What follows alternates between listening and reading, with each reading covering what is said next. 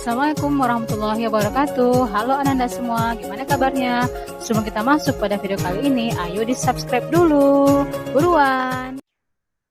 Assalamualaikum warahmatullahi wabarakatuh. Good morning my students. Today we are going to learn about how to read and speak like a TV news anchor. Let's see. First, working on vocal delivery. Jadi ada 4 tips untuk bagaimana caranya kita read and speak like TV news anchor. Bagaimana caranya kita membaca dan berbicara seperti seorang TV news anchor, seorang pembaca berita. Pertama yaitu working on vocal delivery, yaitu dengan cara berlatih vokal kita. Pertama yaitu do verbal exercises, yaitu to warm up your voice, latihan verbal. Breathe slowly in through the nose and out through the mouth, yaitu tarik nafas dari mulut, nafas dari hidung, kemudian keluar dari mulut. Kemudian spend at least 5 minutes practicing exercises before you read. Jadi berlatih kira-kira 5 menit sebelum Anda mulai untuk membaca berita. Kemudian announce each word carefully, yaitu dengan announce itu mempronouncekan masing-masing kata itu secara hati-hati. Ya. Tentu Anda harus tahu gimana pronunciation-nya each word tersebut. Make sure that you pronounce each word fully and correctly, dengan benar ya, benar, tepat. Kemudian yang ketiga, slow down your pace, yaitu dengan kecepatan bicara jangan terlalu cepat dan jangan terlalu lambat. Most reporters aim for a pace of around 150 until 170 words per minute. Jadi biasanya seorang pembaca berita itu atau reporter itu kecepatan berbicaranya sekitar 150 sampai 170 kata per menit. Kemudian if you are nervous, you might find yourself speaking faster. Try taking a few deep breaths or meditating for a few minutes before the job. Jadi jika Anda nervous, Anda biasanya akan berbicara lebih cepat. Jadi lebih baik ambil nafas dalam-dalam beberapa menit sebelum Anda mulai untuk berbicara ketika Anda nervous tersebut, sehingga speaking Anda tidak terlalu fast, tidak terlalu cepat. Selanjutnya, use a neutral accent, yaitu if you have a regional accent, this can help you start to figure out how to move your mouth to sound more natural. Jadi kalau Anda memiliki regional accent, misalnya aksen regionalnya, misalnya aksen Batak atau aksen Betawi atau aksen Minang, hati-hatilah lebih baik untuk menggunakan yang lebih netral, yang lebih natural, ya. Lebih netral, jangan terlalu nampak sekali dari daerah mana kita berasal, dari aksen suara kita itu, bunyi kita itu, cara berbicara kita. Selanjutnya, try for an energetic tone. Jadi berusaha untuk upbeat and friendly, terlihat santai dan ramah, ya. Dan semangat, energetic tone. Jadi jangan terlihat malas atau semangat, tidak semangat. Selanjutnya, avoid slang and colloquialism. Using slang makes you sound less reliable. Stick to formal language. Jadi hindari menggunakan slang dan colloquialism. Slang ini bahasa-bahasa gaul dan colloquialism ini bahasa-bahasa informal yang biasanya terkait dengan history era, terkait dengan geografi di mana bahasa itu berasal. Jadi sebaiknya jangan gunakan yang lebih formal saja, formal language, jangan yang slang atau colloquialism. Selanjutnya, stay away from filler words. Jadi hindari menggunakan like, atau paralanguage seperti ini. In common in everyday speech, but they make reporters sound less confident. Kalau Anda sering menggunakan seperti ini, filler words, like, itu akan terlihat Anda less confident, tidak percaya diri. If you catch yourself about to use a filler words, take a pause instead. Jadi kalau Anda merasa nervous atau nggak tahu apa yang diucapkan, lebih baik Anda berhenti sejenak daripada menggunakan paralanguage atau filler words seperti ini, like dan seperti ini. Oke, selanjutnya, practicing your reporting.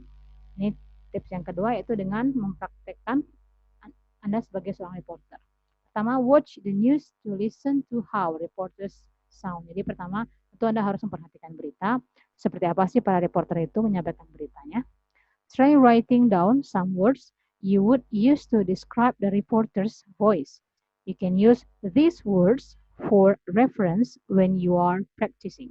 Jadi, berusaha untuk ketika Anda mendengarkan, melihat, menonton berita, tulis beberapa kata yang mendeskripsikan tentang reporter tadi, tentang reporter suaranya atau gesturnya.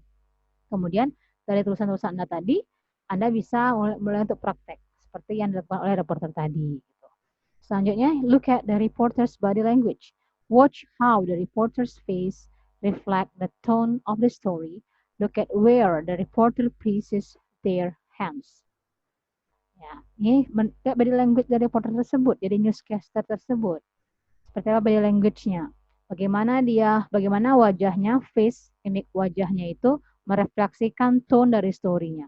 Tone-nya ini, story-nya apakah sedih, apakah gembira, apakah serius, atau gimana. Ini tone-nya itu dari berita tersebut, itu akan direfleksikan di wajahnya. Jadi kalau misalnya beritanya berita sedih, jangan ekspresinya gembira. Kalau beritanya berita gembira, jangan ekspresinya sedih, seperti itu. Look at where the reporter places their hands. Dan lihat juga di mana tangannya ditempatkannya. Karena ini bisa lebih menguatkan berita, tangan ini. Inilah seni dalam berkomunikasi.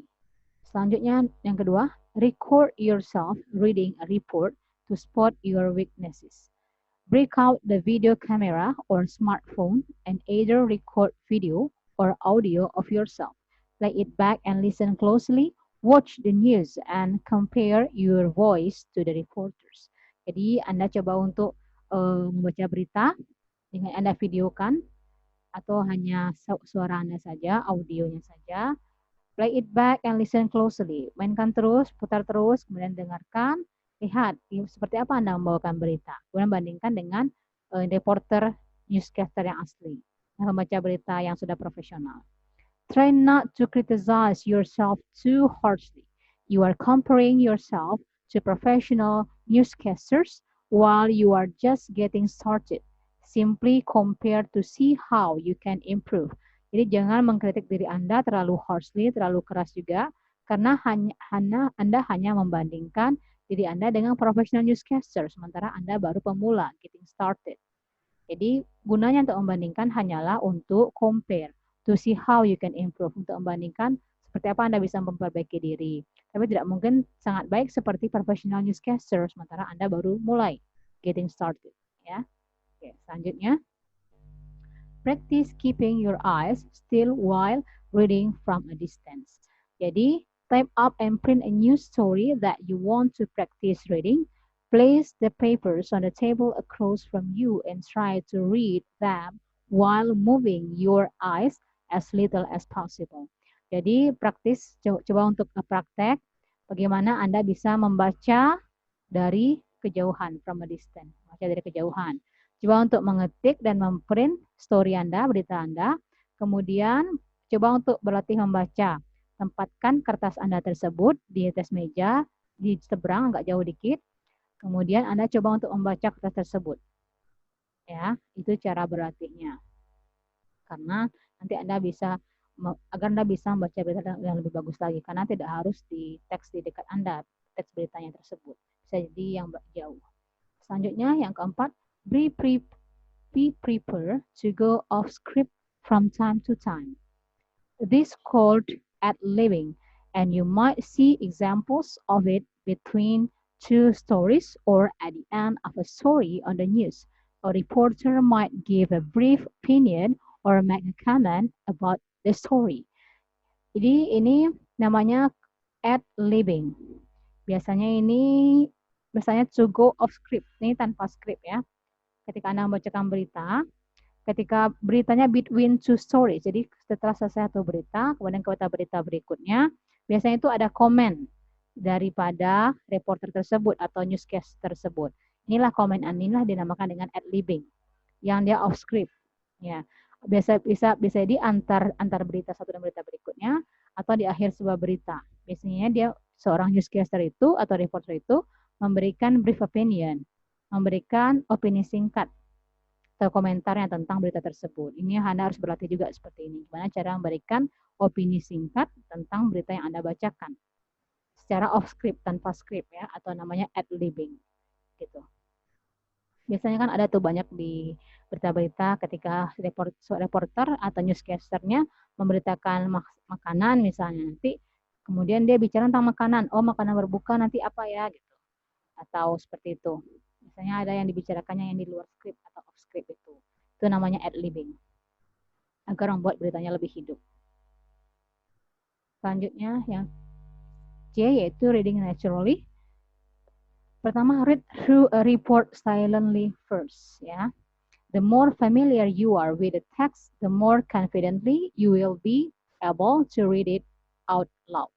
Jadi, ketika Anda lebih familiar dengan teks tersebut, Anda bisa lebih percaya diri ketika Anda membacanya dan bisa membacanya dengan lebih keras, sehingga penuh percaya diri.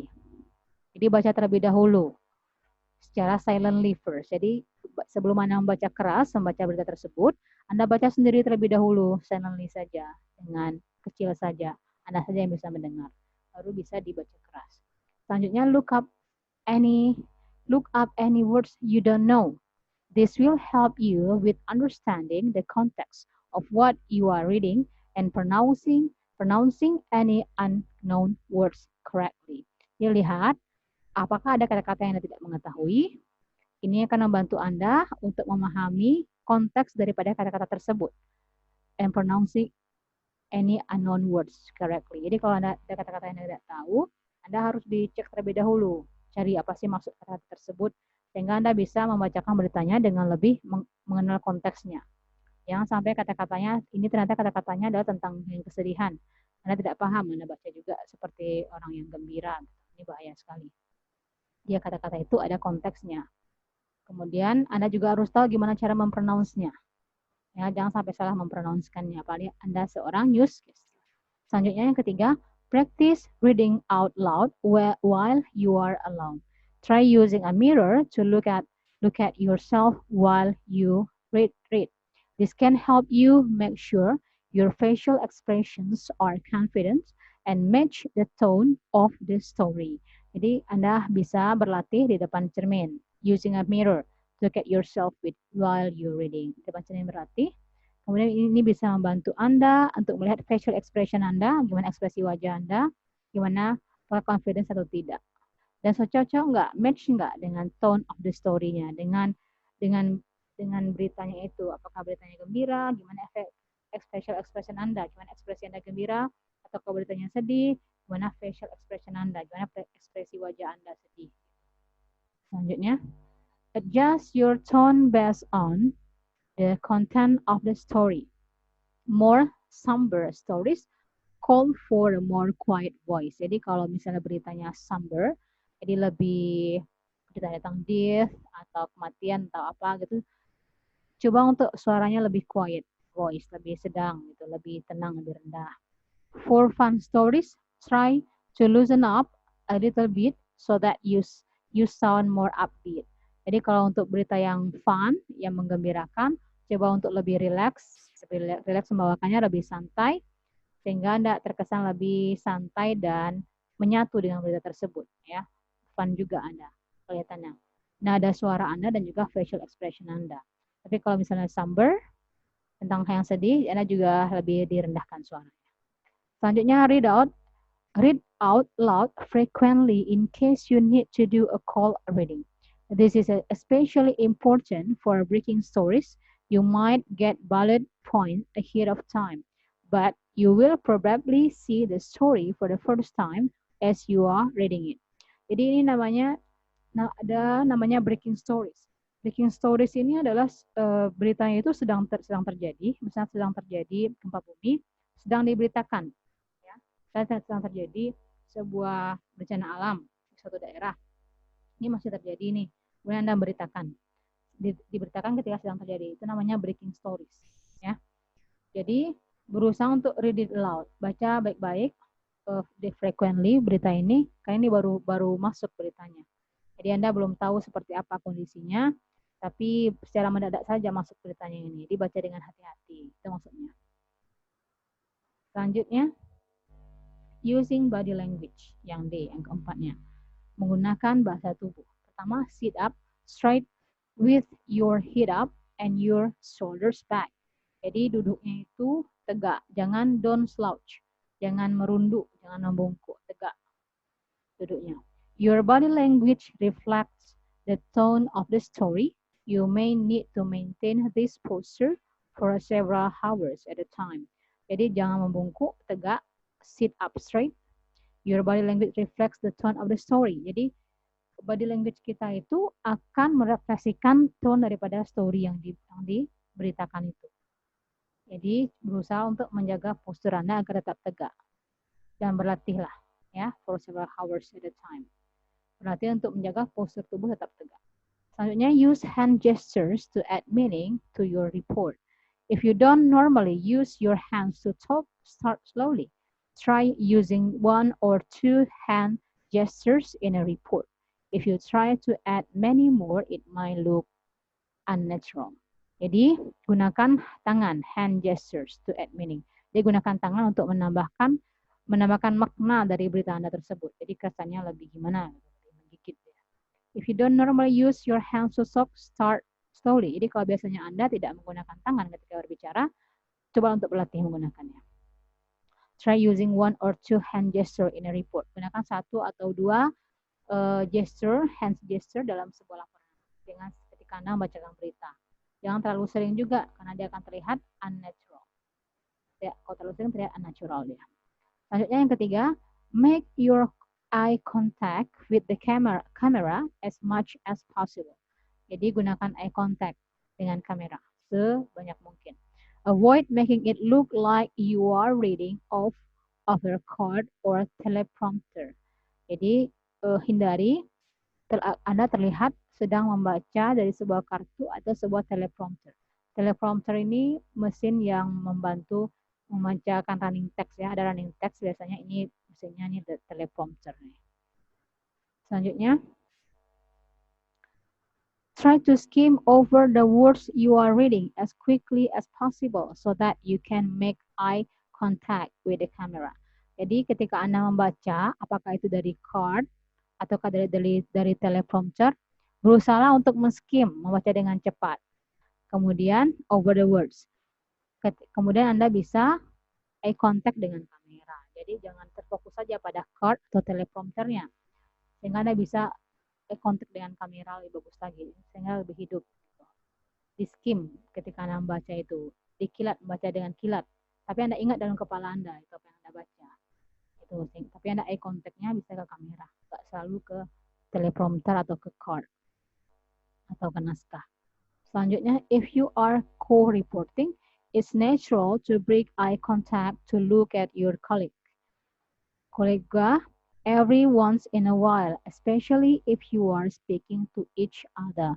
Jadi kalau Anda co-reporting, jadi kalau Anda membacakan berita berdua, ini sangat natural sekali untuk break eye contact to kamera, untuk melihat kepada kolega Anda membacakan berita itu sekali-sekali, sehingga terlihat Anda lebih kompak dengan kolega Anda ketika membacakan berita itu. Jadi nggak harus selalu melihat ke kamera ketika Anda berdua atau bertiga, tapi Anda harus eye contact speaking each other. Ketika Anda bicara dengan satu dan lainnya, harus eye contact juga dengan kolega Anda. Oke, selanjutnya, use natural facial expression. Gunakan facial expression yang natural. Using your facial expressions to reflect the tone of the story can make you seem more relatable and human while you are speaking. Jadi gunakan facial expression yang tepat sehingga dapat merefleksikan tone daripada story Anda, apakah sedih atau gembira, dari facial expression Anda, jadi ekspresi wajah Anda, kemudian sehingga terlihat lebih human. Selanjutnya, your facial expressions are appropriate for the story. Make sure to use a more serious expression when reporting on something like a death or accident. Tadi yang disebutkan tadi, reflect the tone of the story. Jadi kalau misalnya story-nya tentang death or accident, kematian atau kecelakaan, gunakan serious expression, gunakan ekspresi yang serius dan nada yang rendah, nada yang berempati, nada suara yang lebih berempati gitu. Selanjutnya yang kelima, project confidence with your body language. Perhatikan body language Anda. You will naturally give off confidence with a combination of your tone of voice, your posture, and your body language.